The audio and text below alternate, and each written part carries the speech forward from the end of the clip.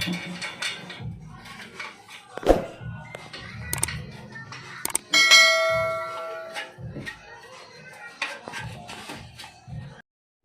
mga papsi, for today's video nga pala, ito, share ko sa inyo yung aming pag-DIY ng aming tambucho ng Vios, no?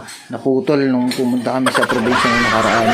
So ayan, i-DIY lang namin ni Vincent. Ayan, ayan yung putol ang mga best friend mga paps. Ouch, ang sakit. Ayan, dalawa. No. Ayan, isahan na namin.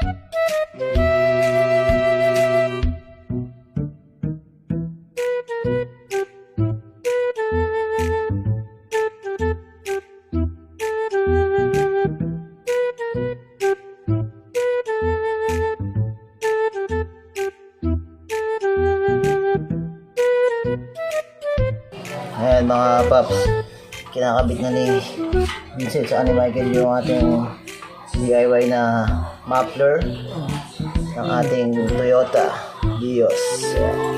Ito yung ating Toyota Vios mga paps, 2015 model. Ayan. Si Vios Gray. Silipin natin si Vincent. So, nakabit na yung tornilyo doon sa may pinaka parang elbow.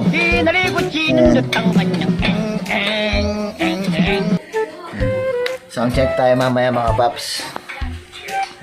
Wait lang natin silang matapos maigpitan yung mga tornilyo. Medyo nahihirapan yung ating bata.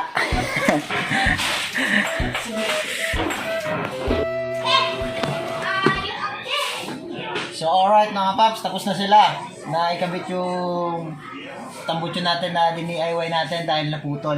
Sa sound check natin ngayon. Pakita mo, Seth.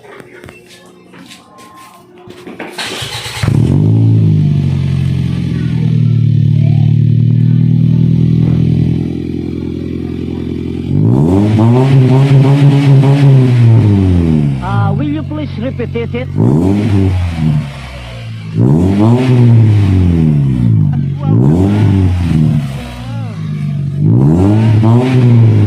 Hayop ka talaga! Ang ganda mong lalaki!